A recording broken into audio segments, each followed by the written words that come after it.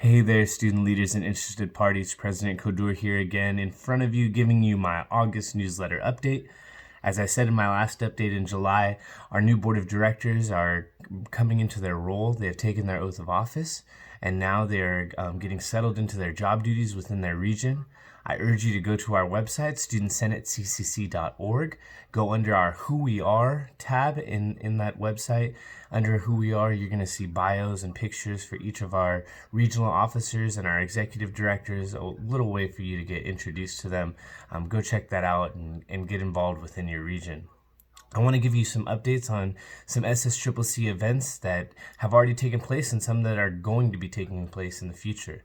First off, our Institutional Success for People of Color Task Force just held their first town hall last week, and it was a great success.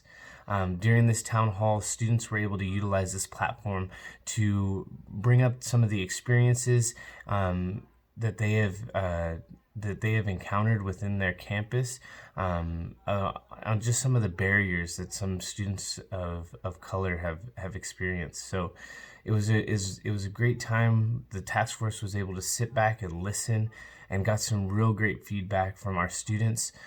There were even some faculty members on the call asking some great questions and really wanting to rally alongside the students and promote some effective change on campus. They're really there to hear how the students are being affected by the racial injustices in our system. So what we're going to do as a task force is take a look at all the feedback that we received and develop an action plan.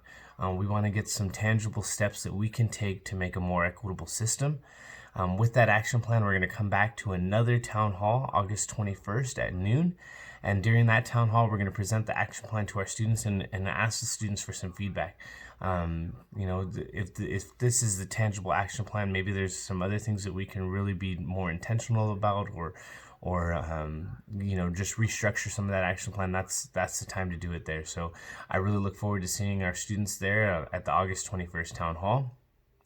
Some of the other things that have happened, the board of directors have taken stances of support on Props 15, 16, 17, and 18. We think these are going to directly affect our students. Prop 15 will see an influx of funds for our higher education system, which would be awesome for many of our students.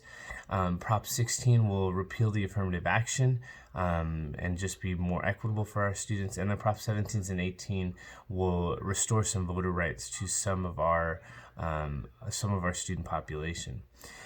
With this proposition, or with the support of these propositions, we're branching out and starting a proposition toolkit. With these proposition toolkits, we're going to have sampled resolutions and letters to your boards of directors that you can take, adapt to your organization, and then be able to send them on your behalf. So it's resources that you can utilize in the advocacy effort for these propositions. We're also doing the same thing for resolutions that have passed recently in the spring. So this whole toolkit will be launching at our September 4th special delegate assembly meeting. If you have not done so already, please make sure that your delegate is registered so that they can take part in that special delegate assembly meeting. The board of directors has also come alongside and supported the Get Out the Vote initiative. We really want our students to register to vote. So if you haven't done so already, take a look at in this newsletter, and there's going to be a link for you to get out to vote. We're going to be hopping on to the Ballot Bowl event. The Ballot Bowl event is just a way for our higher ed systems to compete against each other to get as many students signed up to vote as possible. So we definitely want to beat the California state system and the UC system in getting more students registered to vote for this upcoming election, because the need to get out and vote is paramount importance right now. There's a lot of participatory governance committees that students can serve on at this time. There are committees ranging from online educational resources to guided pathways to financial aid reform to equity and inclusion. All of these committees, we're searching for students to serve on. The way that you can get started with that, go to our website, studentsenateccc.org. There's an application for state service. We'd love for you to get signed up and get plugged into one of these committees and really be effective at representing the student voice and giving your perspective. Last but not least, we have a professional development training and leadership conference that we're planning for the end of September, maybe into early October.